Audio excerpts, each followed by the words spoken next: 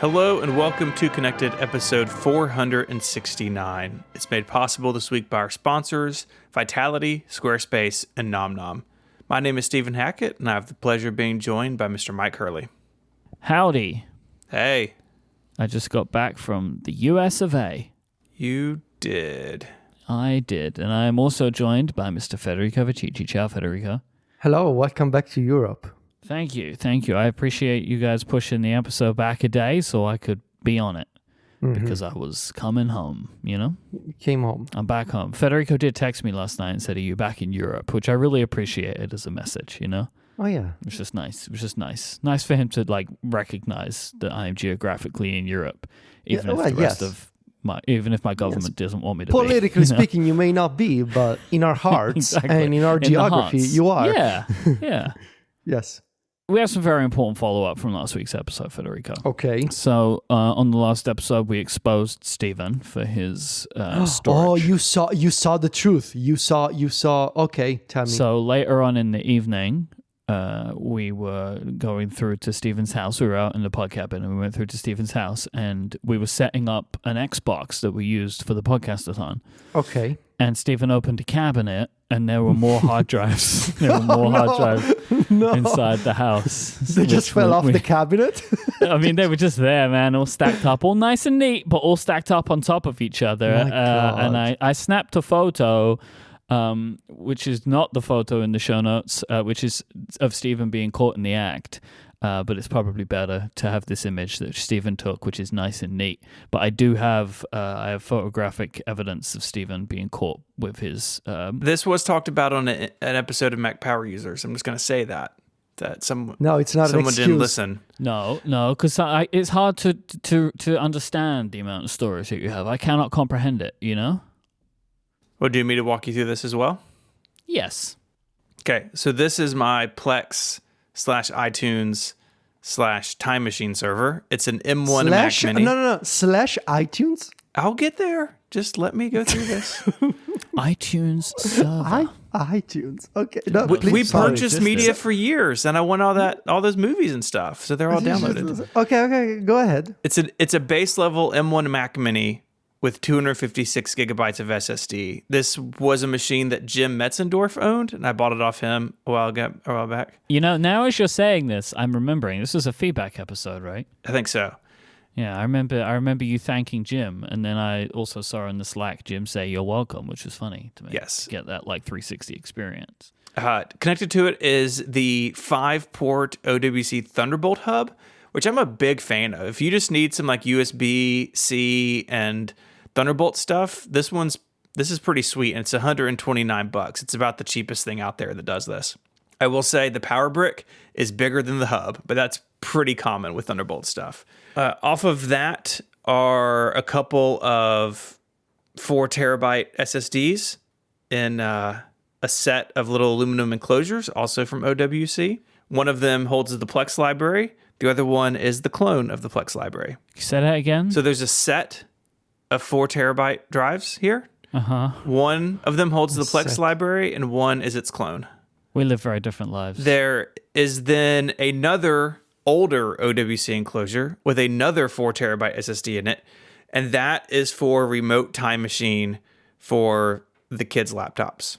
So this is the only justifiable one. Okay. They're never going to plug into Time Machine drive, so it just happens automatically. Yeah, sure.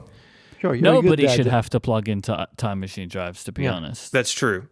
And then lastly, there's a T7 SSD that is Time Machine for the Mac Mini itself. So the things on the Mac Mini, which is not very much because it has a tiny little SSD, that gets backed up there. So that is another, let's see, 4, 8, 12, 12.75 terabytes. Another 12.75 terabytes of storage. 12 terabytes. And that's SSD, all SSD, right? All SSD. There's no spinning drives anymore except the offsite backups. And for what? For a bunch of movies and what? What are you worried? Yeah. Apple's going to be like, can't download those movies anymore. I mean, that's mostly historic, like that I set it to download things automatically like 15 years ago, and it just stuck around. But you have like, yeah, you say that, but 15 years ago you were not using these drives, were you? No. So like, you had to be like, I'm going to move this stuff Yeah. Like, I'm going to move this stuff. I'm not just going to be like, oh, I'll get a new drive that's like 4 terabytes and I'll just plug it in so I can download anything that I need from my library whenever I need it. Instead, you were like, no, I will take the 4 weeks that it will take to transfer these from a spinning drive to an SSD drive. Like, that's what I'm going to do. And the Plex library is all like Apple and tech video stuff that used to be on my laptop, but now is in Plex. Right, so it's like this is like another reason why you don't need 100 terabytes on your laptop. You know, we said that, and right now I only have 4.19 terabytes free. So I'm right at 4 terabytes again on the laptop. So who knows? But you Maybe you didn't need 8 supposedly discover the second computer. I wasn't hiding it from you. It was you were roasting my setup. The Mac Mini's not part of my setup. It's in the house under the TV. This isn't part of the roast. This is more just like now we've entered a different plane, right? Like it started as like, let's roast like we did for me, but then we just spoke about your storage for an hour. And so like now we're in like just how much storage does Steven have, you know? Yeah, well, this you is have all more of it. somewhere, right? No, you definitely have more. You definitely have like another 4 terabyte SSD in a backpack or something. Yeah, I will be shocked if you don't have at least 4 terabytes like in your nightstand. Or Just like something like you that. just trip over them or something like, oh, there's the 4 terabytes. That's another clone. You know how on Breaking Bad, Walter White would hide cash like in the ventilation spots of his house. You can hide hard drives instead of cash. Just hide them all over the place. If I didn't have the drives, I would have cash to hide. Also true. Where's the offsite backup of this media? I can't tell you that. You do have one though? What? No, none of this is offsite other than Backblaze. So this is not part of my spinning drive. This goes to Backblaze? Yeah.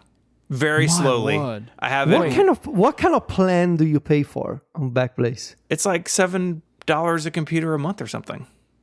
Man, I feel sorry for Backblaze, because honestly. this is so I get this email all the time like, why don't you just use a Synology? Well, I do this because I'd much rather have a Mac as the server as opposed to a Synology, because you can do things like, I have all these drives plugged in, send them to Backblaze. I don't have to jump through the hoops that people like Casey and others have to do. Can't you install Backblaze on a Docker container and zip it all up to the disk drive? Well, it's got to go through 2 Raspberry Pis hooked up to my garage door.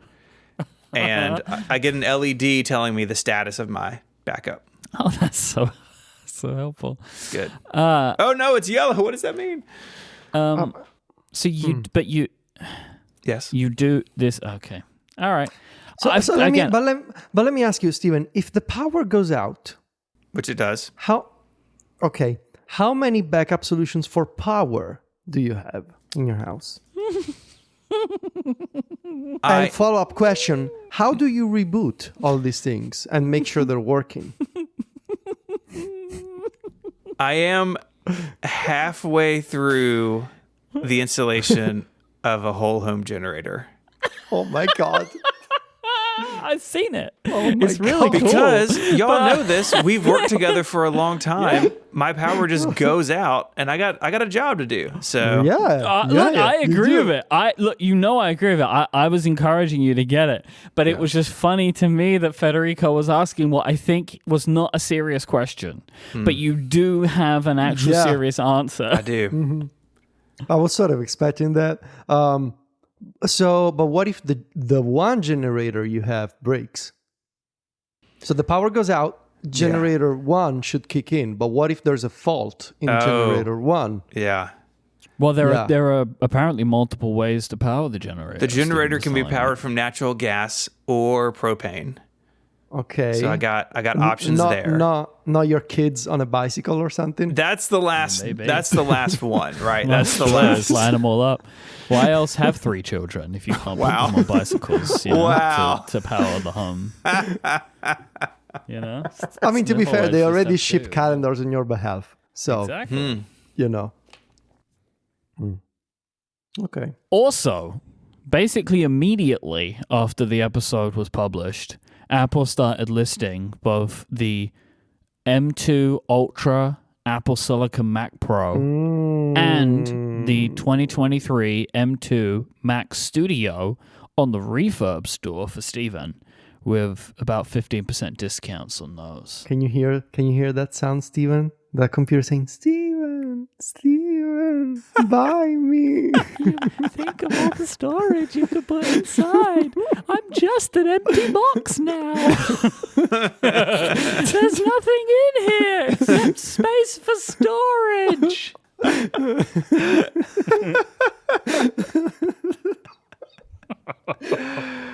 Just think of how many SSDs you could get in there.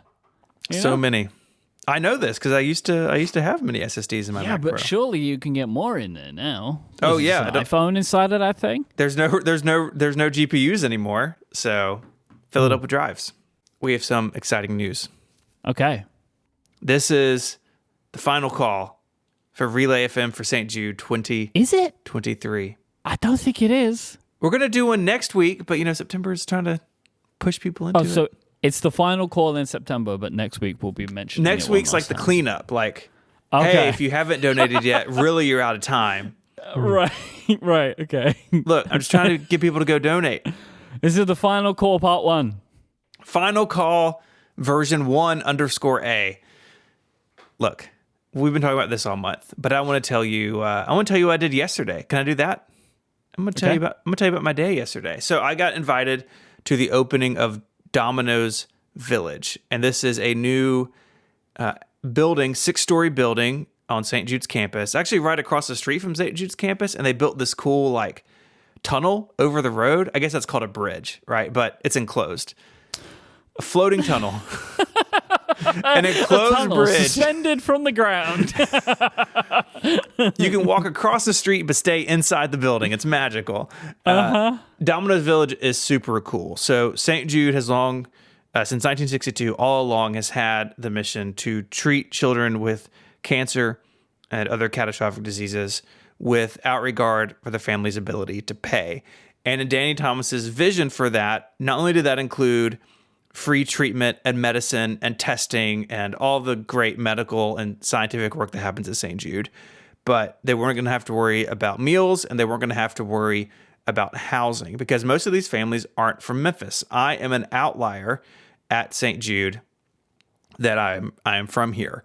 Most people travel from all across the U.S. and all around the world to have their kids treated here. And housing has always been a challenge, and they have several housing options now. But for larger families like mine with 3 kids, those options were pretty limited. And so the Domino's Village was built to help address this. It has 140 apartments in it. They are 1-bedroom, 2-bedroom, and 3-bedroom options.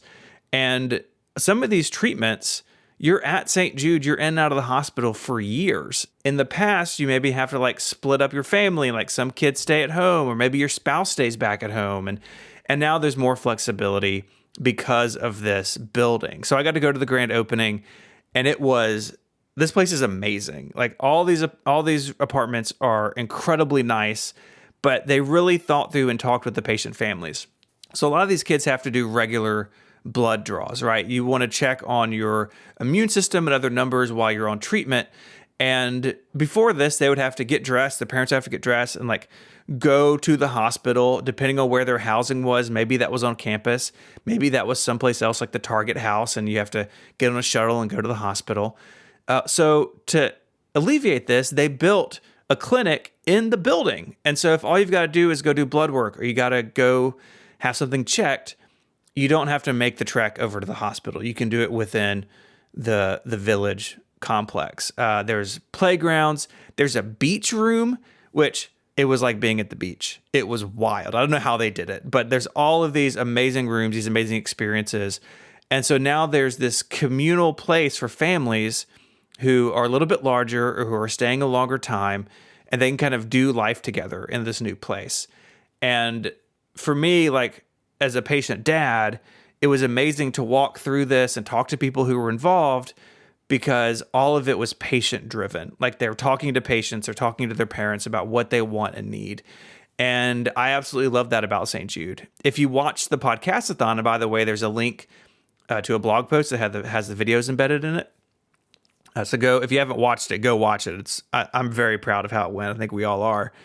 There's a section of there where my wife and I spoke about the family commons, which is an area in the hospital that used to be patient rooms, and now it's like there's a music lab and a science lab and a chapel, and you can rent like nap pods, and there's a place to what's the word I'm looking for? Like have your hair done, like a salon. A salon, yes, thank you.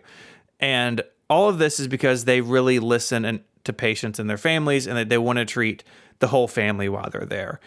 This is only possible through partnerships and donations. So when you go to stjude.org/relay, you're helping fund all of this stuff, all the stuff we've spoken about all month. St. Jude's global initiatives, St. Jude's scientific research that takes place in Memphis and then is shared around the world.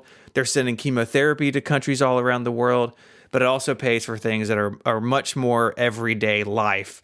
Because when you hear that your child has cancer, everything in your life explodes. And you're not thinking in the moment about where are we going to live for the next 3 years. But for a lot of families, that's a very real challenge. And so St. Jude is working to meet that need too. So it was super cool to be there. It was a real honor to get to be at the opening. But stjude.org/relay is where you want to go. We're going to be running this for another week or so. So go donate. If you are a person who works at a company that does donation matching, and a lot of companies do that. If you're not sure, you can go ask somebody at your company. There's a process on the website to have that match accredited to the campaign. And if you have any questions about that, you can email us at stjude@relay.fm. Or if anything else has come up in the campaign you have questions about, send us an email. But it's been super successful and super cool. So if you have donated, thank you. And if you haven't, time is running out to be part of this campaign. So please go donate. I also wanted to, on the podcast, recognize your crowning as co-founder champion. So during the podcast-a-thon, Stephen and I competed. Stephen won the dominated final total. I wouldn't say you dominated. He dominated you. There was about 10 points between us. Like, it you. wasn't really a domination. You did win. I mean, I grant that you definitely beat me. But dominate... In physical challenges, you dominated me, but in everything else, it wasn't so much, is what I'm going to say for the matter. But I acknowledge you as co-founder champion and did so and handed you the co-founder championship belt. We commissioned championship belts to be made. There's a video in the show notes, which we posted on Instagram, and you can see it's an actual championship belt that we had custom made. It's got our artwork on it, and the logos are all over it, like... The Relay FM co-founder champion. Stephen is now the holder. This can be challenged at any time. Stephen can put the co-founder championship on the line whenever he deems fit. But otherwise, it will be, I guess, every September now, we will duke it out for the championship. But, if you're feeling particularly spicy during the Rickies, it's all up to you, really. This episode of Connected is brought to you by Vitally. Customer success teams today are facing a problem. How do they connect customer data back to their work? Vitally changes that because it's a new type of customer success platform. It's an all-in-one collaborative workspace that combines customer data with the capabilities you expect from today's project management and work platforms, because it's designed for today's customer success team. That's why Vitally operates with unparalleled efficiency, improves net revenue retention, and delivers best-in-class customer experiences. It's the solution to help your customer success team to keep a better pulse on your customers, which maximizes productivity, visibility, and collaboration. And you can boost your bottom line by driving more revenue per customer with Vitally. And if you take a qualified demo of Vitally, you can get a free pair of AirPods Pro. So if you're a customer success decision maker actively seeking CS solutions and working at a B2B or SaaS company with 50 to 1,000 employees, and you're willing to explore changing customer success platforms, if you already have one in place, then Vitally is something you should check out. Schedule your call by visiting Vitally, that's Vitally, vitally.io/connected, and get that free pair of AirPods Pro. The link is in the show notes, vitally.io/connected for a free pair of AirPods Pro when you schedule a qualified meeting. Our thanks to Vitally for their support of the show and Relay FM. So it's iOS 17.1. Who even needs to wait? Let's just get another beta out there. iOS 17.1 is out now, beta 1 at least, and it has a bunch of changes. I want to list through some of the stuff that seems interesting, and then maybe, Federico, you can touch on the things that intrigue you the most. So now in Apple Music, there is the option to, what they're referring to as favorite songs rather than like songs. Like you can rather press a than button. loving. Or love, I should say. Yes, you now favorite them. And this is from 9to5Mac. It says, Apple says that Apple Music will automatically generate playlists of all of your favorite songs and albums. This feels very Spotify-like. Yeah, so this is one of the features that was pre-announced for Apple Music. They said it was going to come later this year. And it seems like 17.1, for other features we'll talk about shortly, will be the Apple Music release. The ability to continue AirDrop transfers over the internet is a thing now, so you can start an AirDrop and leave. Let me send you these photos. I'm running away. In transferring phones, Bye. See ya.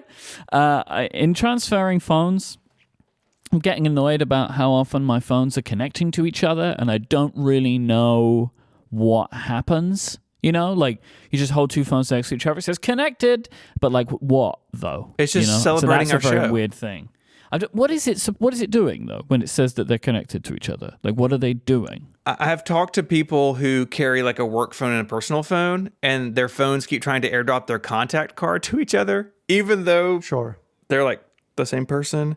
I will also say that the fancy AirDrop animation is amazing, but I know in the past week we've been AirDropping stuff to each other a lot, and it's kind of busted. Sometimes it just doesn't work. And so hopefully 17, I keep calling this iOS 7. I don't know why. Mm-hmm. Hopefully iOS 17.1 makes the whole thing better. Luckily, you can pull up from that, right? iOS 17, right? You can 17, pull up, as you're barreling towards the cliff face. You can. This is interesting. So iOS 17.1 adds a feature where in the United Kingdom only, you can see bank balances in the Wallet app. So if you have a card for your bank and you make a payment, inside the Wallet app, it will show you your available balance. And this is based off of a technology, what we have here, called open banking, where all banks have an API that they can read from and write to, and that they actually legally have to. So, for example, you can have one bank. Say you have two banks with two different bank accounts. It's possible to see the balances of both of them inside of one banking app if you want to. This has also generated a bunch of startups. So it's very easy here to create a budgeting app, because you can just log into all of your banks and credit cards and it passes an API token. So now Apple is going to be taking advantage of this inside of the Wallet app, which I just think is a very cool feature. Why not? Weird, but go for it. There's also, when you turn on the flashlight, it shows in the dynamic island. Best feature. Best live activity. Now you can tell that the flashlight is on because it's in the dynamic island. There is no way to tell that the flashlight is on otherwise. No, what other way there is? Well, look at it. Come on. There's absolutely zero way. Well, you're staring at the back of their phone. Are you wild? And also, if you are on iPadOS and you search for an app and press in Spotlight and press Shift Return on a keyboard, it will open in Stage Manager. I just got to say, what is going on now? Why is iPadOS Stage Manager so much better than macOS Stage Manager? Why can't they develop these technologies at the same time? Why do they? You gotta go on macstories.net, read what I want, and ship it the following, I don't know. Can you just sneak this stuff into a macOS review? Also, I guess John did. I don't know. For a price, I could. For a price? Okay, yeah. That's interesting. Yeah.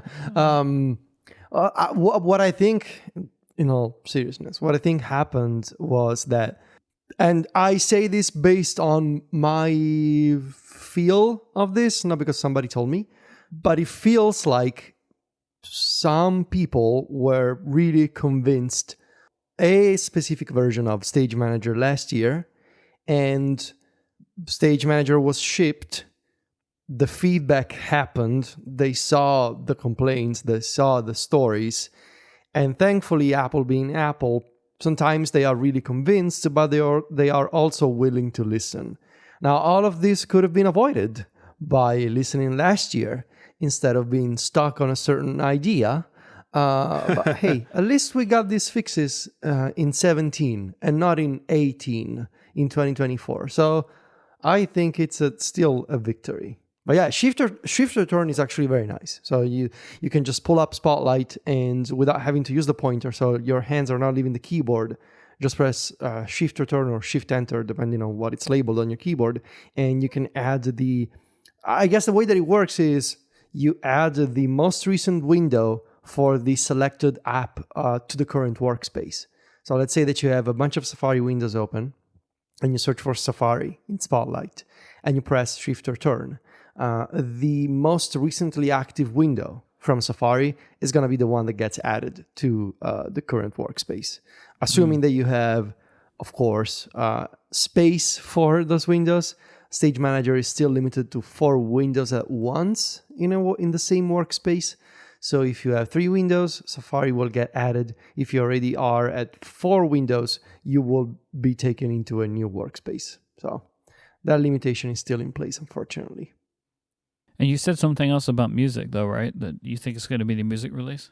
Yeah, so there's a couple other features that will be in 17.1. So the rebrand of loved songs to favorites, which, by the way, will carry over. So all songs that I previously loved in Apple Music are now marked as favorites in my library. They will automatically show up in this favorite songs playlist that is not in this beta, but it will be at some point. There is also another feature that was previously announced. It was actually in the guide to iOS 17 that I had from Apple PR, and it never shipped, and now I know why, because it got delayed. Apple makes some artwork templates for your playlists. So now when you edit a playlist of your own that you made, when you choose the picture, you can choose from a selection of templates made by Apple. And there are not too many of them. There's I would say about 10 different templates based on these geometrical patterns. They're pretty cool looking, and there's not a lot of choice. I assume more templates will be released over time. They still look pretty nice, I think. I used to use a utility called Denim to make nice looking covers for my playlists in Apple Music. This is a built-in solution, but of course it depends on how many you will be able to choose from. Right now, not too many. And there's also a feature that was straight up copied from Spotify. As with most things these days, Android copies iOS, iOS copies Android, Apple Music copies Spotify, and vice versa. It's fine. There's only so many features. Exactly. Song suggestions at the bottom of a playlist. So this is a feature that Spotify has had for a few years at this point. You scroll to the bottom of a playlist, and Apple Music will suggest additional songs that in theory should be a good fit for that playlist. However, and there's a reload button, of course, if you want to get more recommendations. However, these suggestions right now in this first beta of 17.1 are so bad in Apple Music. They are so inferior to the Spotify recommendations. For example, I have a playlist called Best of 2023, and it's all I make this playlist every year. It's my favorite songs of the year. And it's pretty easy to infer, I guess, if you are an algorithm, that these are all songs that were released in the current calendar year. However, when I went in there and scrolled to the bottom last night, I got a bunch of recommendations from Oasis, from the Stone Roses, from Eminem, songs that were, first of all, not matching the sort of tracks that I loved this year, but also not songs that came out in 2023. So I mean, the Stone Roses literally made 2 albums in the early 90s. I was going to say, it's been a minute. it's been a while. Apple Music is just hopeful. That's right. Bring them back. Yeah, bring back the Stone Roses. But yeah, so hopefully this will improve. But yeah, we're looking at 3-4 Apple Music features already and I should also say, you can now mark a song as favorite from the now playing control on the lock screen and from the dynamic island. So you can mark it as a favorite without having to open the music app. It's not part of iOS 17.1, but I did want to follow up on something I talked about a long time ago, that the timer live activity, when you tapped it, would not take you to the timer. It would just stare at you on the lock screen. And that has changed, I guess. Like, it wasn't even there, I don't think, in the release candidate for 17, but maybe 17.01 or 02 added it. So now if you have a timer and it's a live activity on the lock screen, you tap it, it takes you to the timer directly, which is the way it should have always been, and I'm so glad they fixed it. This episode of Connected is brought to you by Squarespace, the all-in-one platform for building your business and your brand online. You can stand out with a beautiful website, engage with your audience, and sell anything, products, services, even content that you're creating. Squarespace has everything you need all in one place. Say that you want to start a website about automation on iPhone and Mac. Well, you're going to need a couple things, right? You're going to need a blog. You're probably going to need some nice galleries. You may want to be able to show videos or host a podcast. All that stuff is available through Squarespace. And you can make it look awesome with the Fluid Engine, Squarespace's next-generation website design system, to unlock your creativity more easily than ever before. You get to have drag-and-drop tools on desktop and mobile. You can make all the colors what you want, typefaces. It's really awesome.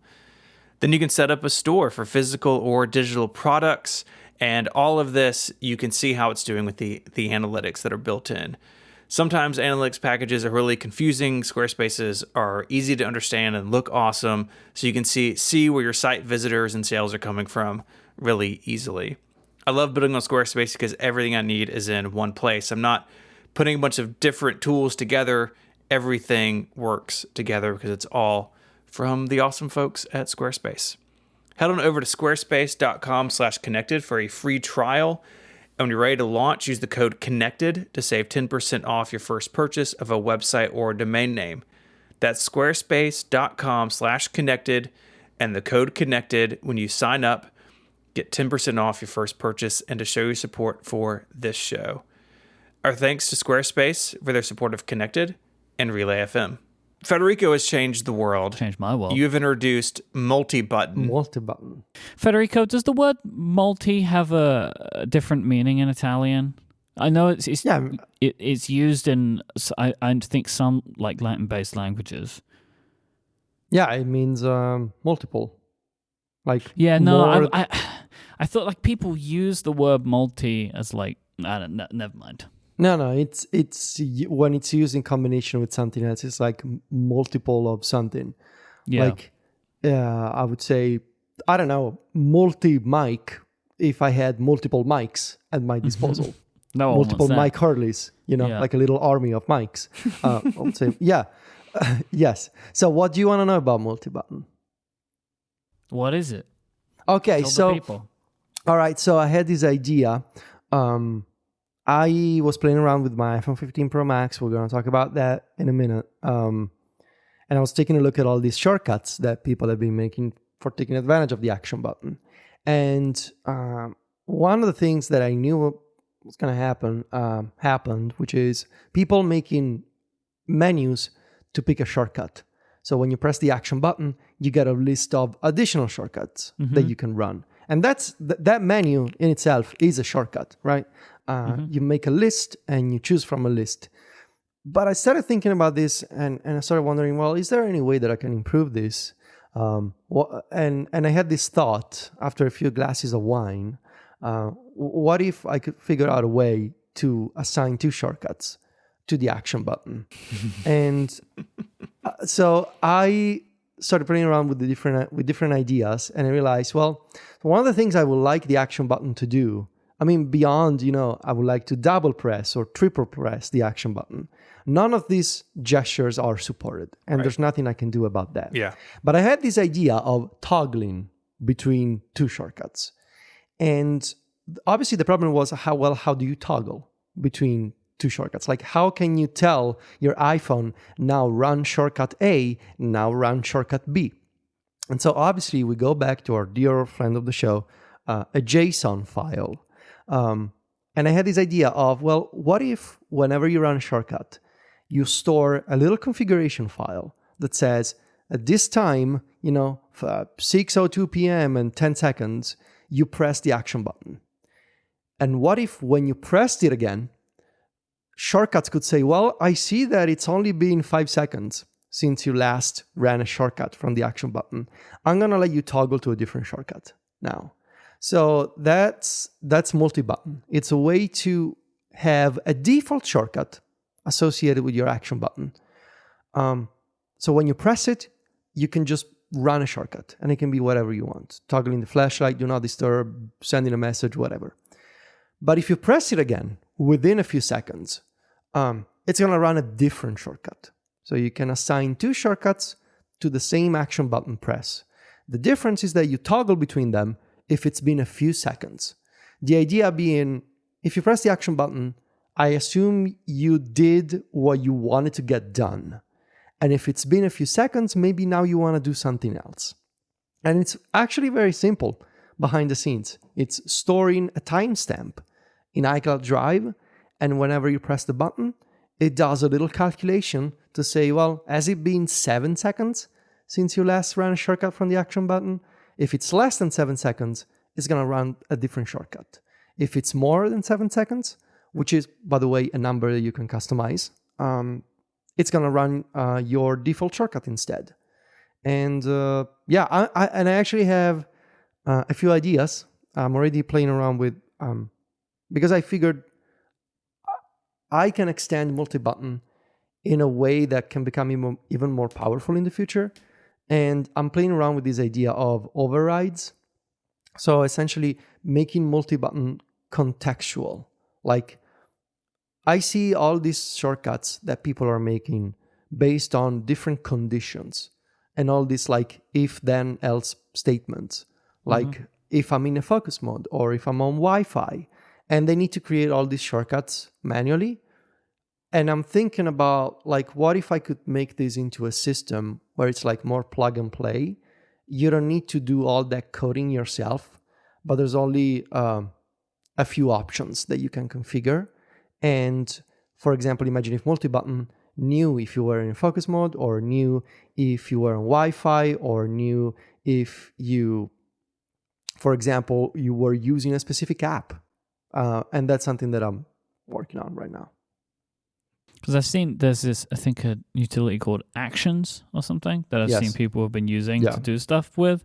But to me, like, I want things done the Federico way, which is like Federico did it, and then I just get to install the shortcut. That's what I like, Exactly. That's my favorite way. Because typically, if I don't know what to do in my life, I text Federico and I say, how does this work in shortcuts? But not everybody has that access, so it's nice when you build these things for us. What if you created a shortcut, Myke, for your action button that just takes a screenshot of shortcuts and sends it to Federico automatically? Put that in your multi-button and smoke it, That's a really good. I'm going to make that my second action on the multi-button. Now that I have the action button, I have if you will, a public request for app developers. I think now that we have the action button, you should, if you're a developer and you have an app that deals with, I don't know, notes or tasks or documents, whatever, you should consider actions in shortcuts that deal with the currently selected item. Things by Culture Code does this. And that's the sort of template that I urge other developers to follow. Because before, on an iPhone, if you were using shortcuts on an iPhone, you couldn't really run a shortcut based on what was currently selected in an app. An app on an iPhone is full screen, and if it's full screen, it means you cannot open shortcuts at the same time. But now you have the action button. And so one of the things you can do in Things, for example, is you have an action called Get Currently Selected Item. And so, for example, I was able to make a little shortcut that takes whatever I selected, I press the action button, and it reschedules that task to a date that I chose beforehand. So this idea of get the current selection via a shortcuts action on an iPhone is something that I would like more developers to adopt in the future. What do you have your multi-button do right now? Mine, by default, it appends some text to a note, to my little dashboard note. But if I press it again, it brings up a list of more shortcuts.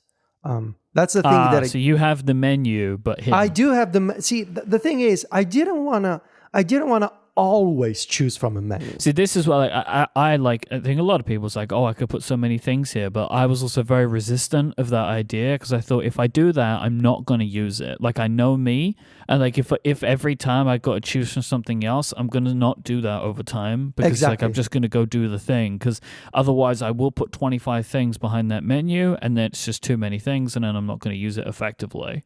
Exactly. And it felt like a very natural interaction to me, like pressing the action button twice. Like by default, it goes to your sort of default shortcut. But if you press it again, it's like signals this intention of like, no, I want to have more shortcuts.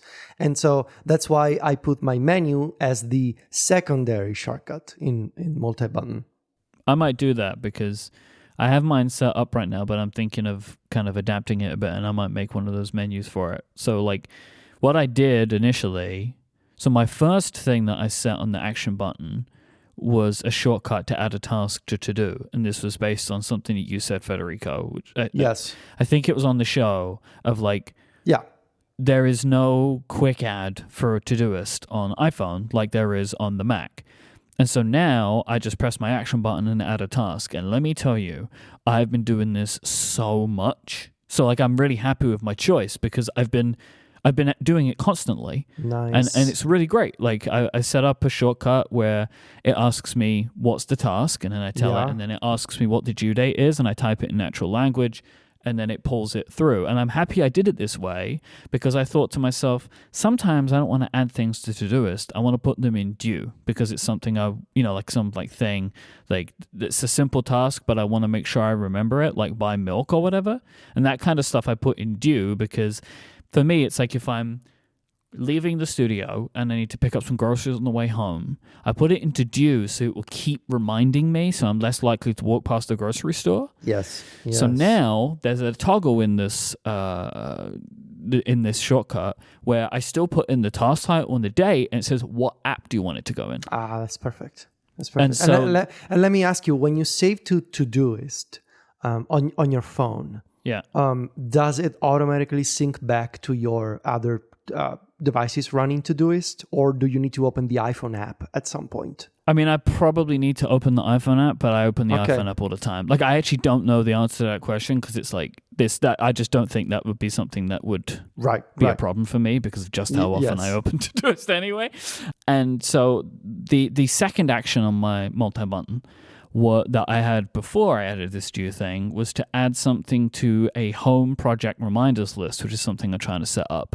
Which, sidebar, the thing I was texting Federico about is why can't you in reminders, in shortcuts, you cannot add a reminder to one of these new sections? And I find that so annoying. They've just added this whole new thing called sections, which shows itself in the Kanban, right? Like, I know sections were there before, but now it's like this whole big thing about column view. But if you want to add a reminder via shortcuts, it just goes into a list like randomly when I want to say put it in the section, but you can't. But anyway, I might also put reminders as a third option into that first shortcut so I can choose from Todoist, due, or reminders, and then have something else on the second one. Stephen, what do you have on your action button? The camera. It's a to-do still. I've been busy. The camera one is nice because if you do it as the camera, then if you keep pressing the action button, it takes photos, which is not a thing that happens if you don't have the camera. Yeah, I just I haven't gotten time to sit down to work on this. Which I do think is something Apple should change, by the way. Like, I think even if you don't have the camera on your action button, I still think that the action button should work as a camera shutter when you have the camera out button. There's no reason why it shouldn't, in my opinion. I have a request, and this time for Apple. So if you work on the Shortcuts team, and if you're listening to this, here's my pitch, okay? So later this year, in theory, Apple should release a new API for developers to use the volume buttons on an iPhone to capture, to snap pictures, like in camera apps. Here's my pitch. Imagine a future iPhone with the action button, or a future software update to iOS 17, where you run a shortcut from the action button, and it brings up one of these lists, okay? So it brings up one of these menus. Imagine if you could scroll navigate up and down the items in a list with the volume buttons and confirm your selection by pressing the action button again. And I'll give you one more. Broadly speaking, if a shortcut comes up and it's got a list or a text field, pressing the action button again should confirm the action. Like in a text field, there's like a blue button that says okay or confirm. Like I would like the action button to confirm a menu or a dialogue or whatever. So more physical interactions for these shortcuts that bring up a UI would be lovely to have in the future. This episode of Connected is brought to you by Nom Nom. What you feed your dog is just as important as what you put into your body. And it's time for real, good food backed by science. That's Nom Nom. They deliver fresh dog food with every portion personalized to your dog's needs so you can bring out the best. Nom Nom is made with real whole food that you can see and recognize without any additives or fillers that contribute to bloating and low energy. That's because Nom Nom uses the latest science and insights to make real, good food for dogs. Their nutrient-packed recipes are crafted by board-certified veterinary nutritionists, made fresh and shipped free to your door. Nom Nom's already delivered over 40 million meals to good dogs just like yours, inspiring millions of clean bowls and tail wags. It is so important to have your dog's nutrition right, and that changes over their lifespan. What your dog needs when they're young and a puppy is different than maybe my dog who's a little bit older. So it's important to get this right and to pay attention to it over the years. And it's a no-brainer to try Nom Nom because it comes with a money-back guarantee. If your dog's tail isn't wagging within 30 days, Nom Nom will refund your first order. No fillers, no nonsense, just Nom Nom. Go right now for 50% off your no-risk 2-week trial at trynom.com/connected. That's TRYNOM, trynom.com/connected for 50% off. Our thanks to Nom Nom for their support of the show and Relay FM. It's new hardware season. Myke, I want to start with you because you have a new phone and a new watch. Ooh. How's that going? This is the happiest I've been with a hardware update revision year in a very, very long time. Myke Hurley is a very, very happy boy. Just having the combo of the 15 Pro Max and the Apple Watch Ultra 2 has been so nice. Like, it solved some things that were bothering me and also given me some features that I wasn't necessarily expecting. So the Apple Watch Ultra 2, the biggest thing is the battery life. On my Series, so for example, on my Series 7, I was getting about 12 to 14 hours of battery life. I would get to like 12 hours past, like through the day. I take my watch off, say like 8 or 9 o'clock, and then at 8 or 9 o'clock in PM, it would tell me I had like 10% left. And it was very annoying. I used to have to think way too much about the charging. I just traveled home from America. So I woke up in the morning into Memphis, traveled all the way home, overnight on the plane, and I didn't need to charge my watch at all until today, right? So I took my Ultra off charge, and then 27 hours later, I had 50% battery life, which was kind of incredible. I was very, very happy about that. It solved that issue completely for me. I just don't have to think about the battery anymore. I'm really enjoying the bigger, brighter screen as well. Like, it just looks nice and it's easier to use, and it's just easier for me to do things on my watch. The Apple Watch Ultra is like the perfect pairing with watchOS 10, right? Like, it's just like a really, really good pairing, the way that the UI looks and stuff like that. So I'm very happy there. And then my 15 Pro Max, honestly, the biggest thing is like I just find this phone a joy to hold and use. Like the weight difference is so noticeable in a way that I don't think I could have imagined. Like almost to me, I feel like it was even undersold by the people that got to try it, right? Like it's just like, this is a massive difference. And I think it's a difference you can only really understand once you're using it in your normal use cases, right? Like just like every day, picking it up, using it for like 20 minutes without somebody hovering over your shoulder or whatever. This is just, it's so awesome. It feels good too. Like the rounding of the phone itself, like the edges, everything just feels nice. The way, I love the grip of the titanium. If you are someone like me who doesn't use a case, the PVD coated titanium is way nicer in the hand than the stainless steel was. The camera is impressive, but I haven't been using it for long enough to really understand the real use cases of the 5X. But I've been taking a bunch of sample photos and videos, and I'm very impressed by it. The action button is just like, it is really like changing the way that I use my phone, which is wild. I would not have expected that. And then the natural titanium colors, super good. And I really like that the two devices match for me as well. I find the titanium, well, obviously I don't have an Apple Watch Ultra 2, but I'm really happy with my Ultra 1st gen. The natural titanium looks incredibly nice, and I agree with you. It feels so much better in the hand than the stainless steel. I don't know what it is. It feels warmer to me. I'm sure that the more sort of contoured edges, they also help in like making it feel nicer when you hold it. But I'm currently going through this sort of, it kind of feels like a midlife crisis in a way, where this phone urges me to hold it without a case.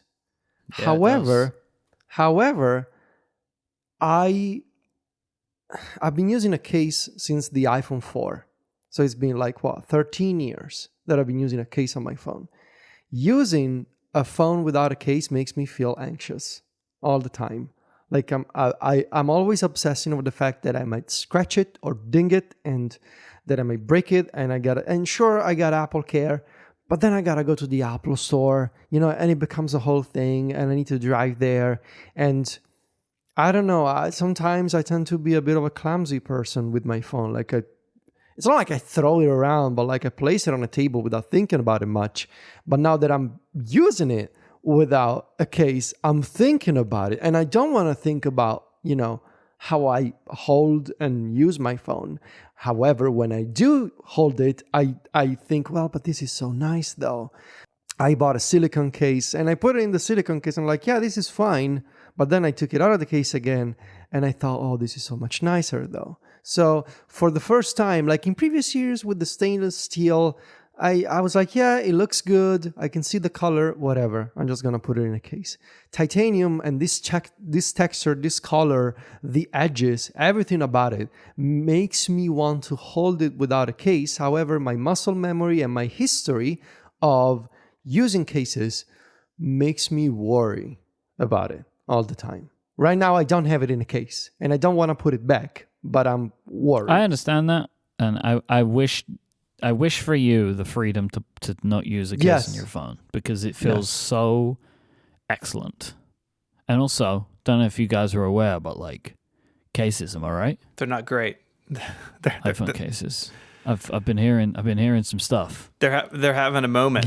Cases are, but oh boy, am I getting a lot of ads for cases on Instagram. Yes. Oh man. Oh yeah. Yeah. Oh yeah. They're spending some money. I mean, if you're a case maker right now, you just print that money, baby. It's ready to go. Let's just say it, right?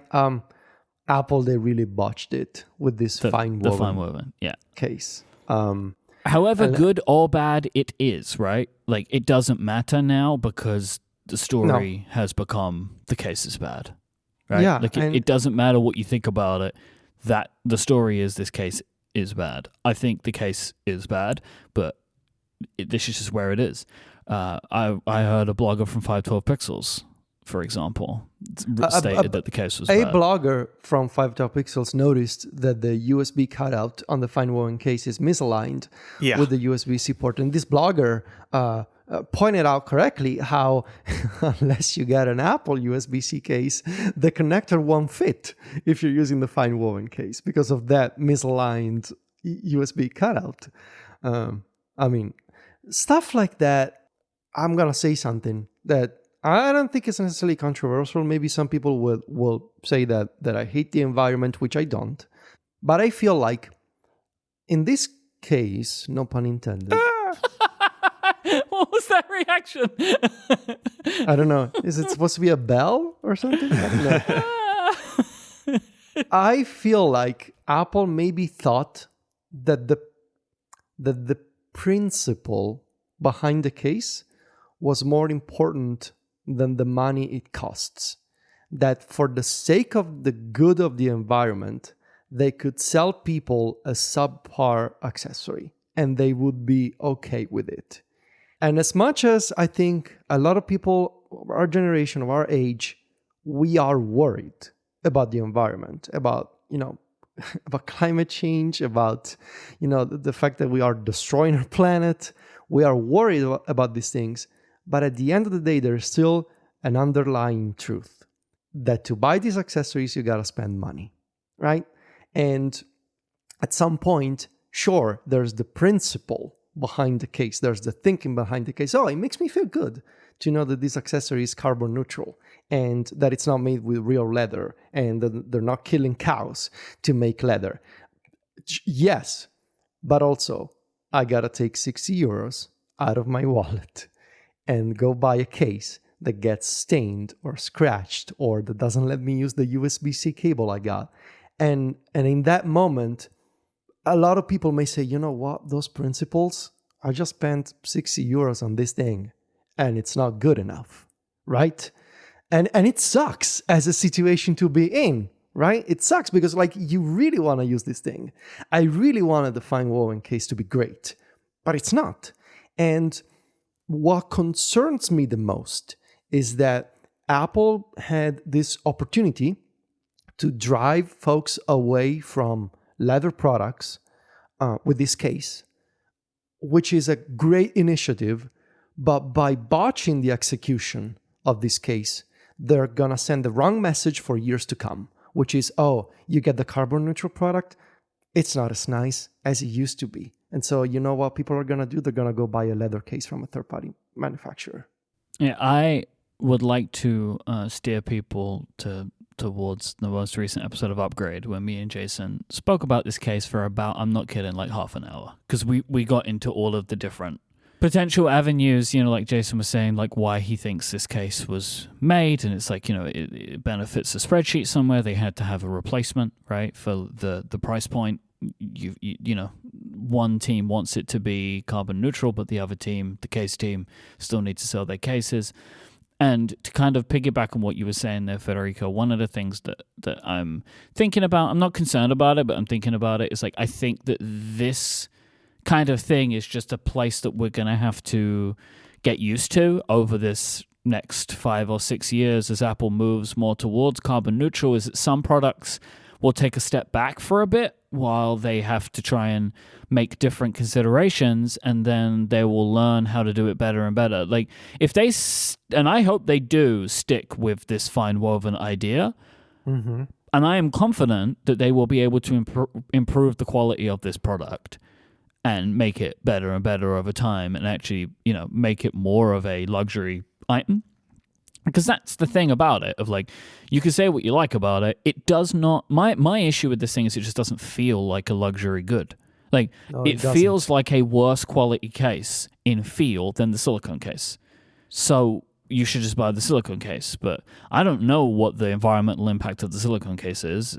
I'm assuming they've probably gotten that under control if they can get the watch bands under control. They're all some form of silicone.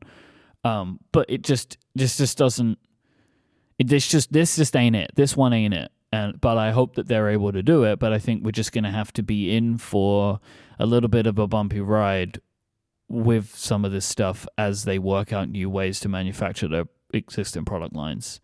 I don't know what is going to what they're going to have to do to make the iPhone carbon neutral. I cannot conceive of this idea that feels like, honestly, it feels insurmountable, but obviously they don't believe so. But I will be fascinated as we move through these next few years to see what they're going to do about the iPhone.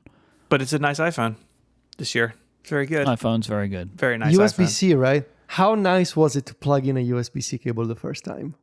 Oh, I found it was great, but kind of a weird feeling. Like it just felt like wrong because like the cable connector was bigger. I did have a thing last night where I was like going to bed and I'm like, oh, I can't charge this phone. I haven't got anything. So I'm having to rearrange all my cables because I'd yet to MagSafe my nightstand. Well, that will be happening this evening. I will be MagSafing the nightstand. But it was very funny. Yeah, I tried something and it worked. Now that the iPhone has a USB-C cable and it supports it's a USB-C connector and it supports video out, I theorized that this thing was gonna work, and it did. I took a USB-C cable that supported data transfer, and I connected the iPhone to an HDMI capture card. I have a cable that is USB-C on one end and HDMI on the other. Connected the iPhone to a capture card and connected the capture card to the iPad Pro. And so I was able to mirror my iPhone on the iPad's screen. It's kind of useless as a thing. Maybe it could be useful for screencasts or stuff like that. But that's the sort of freedom that having USB-C now allows for. Your iPhone, and it goes beyond displays. I mean, I'm sure there will be a narrative soon about using iPhones for console gaming. You know, get an iPhone 15 Pro, play Resident Evil Village or Death Stranding, connect a USB-C cable to a portable monitor or something, get a DualSense controller, and now you're playing a console game on your iPhone. But like this freedom that USB-C allows for is so nice. As like moving beyond Lightning. It's And a thought that I had was some in our community, like John Gruber, for example, was concerned before the Apple event that there was going to be this huge backlash about USB-C. And in fact, as I believe we said this on the show, that just didn't happen because everybody was just waiting for this moment to arrive. And every single person I talked to in real life was like, oh, and finally it's got the USB cable, right? And I'm like, yeah, it does. Everybody's just so happy that finally you can use the one cable for all of your electronic devices. I've heard it referenced more like a joke than like people are kind of like, oh, and they finally put USB-C, right? Like I've been hearing that like on podcasts, like non-tech podcasts that I listen to, where people are like, wait, they didn't already? Like I've been hearing that more. Like the cables have not been a thing, right? Like if anything, we've got the cases, and I think I've been seeing a lot of headlines about overheating, but I just don't understand because whatever, phones get hot. Like I actually don't know if this is a real thing or not, but the cables definitely aren't the problem. Yeah, and you know what I'm gonna say? Thank you, European Union, for forcing their hand and making this happen. Because otherwise, we would have salute the European Union on this podcast. Yes, the alternative. What could have been like wait 3-4 years for iPhones to drop a physical connector altogether and go wireless for data transfer. Even it's much better this way. So sometimes you listen to the government, and sometimes the government makes you listen to them. And in this case, it was the latter, and I'm glad this happened. Well, I think that about does it for this week. If you want to find links to the stuff we spoke about, head on over to the website, relay.fm/connected/469. Nice. The links are also in your podcast player. The most important link is the first one to go donate to St. Jude Children's Research Hospital. Please go check that link out. You can also become a member and get ad-free, longer versions of the show each and every week. And you can find us elsewhere on the internet. Federico is the editor-in-chief of MacStories.net, and he is on Mastodon as Vitici at MacStories.net. You can find Myke on other shows here at Relay FM. You can also find his work at Cortex Brand. He is on Instagram and Threads as iMyke, and you can follow him on Mastodon as iMyke at Myke.social. You can find me on Mac Power Users each and every week here on Relay. You can also find my writing at 512pixels.net. I'm on Mastodon as ISMH at eworld.social and ISMH86 on Threads. I'd like to thank our sponsors this week, Vitality, Squarespace, and NomNom. And until next week, guys, say goodbye. Arrivederci. Cheerio. Bye, y'all.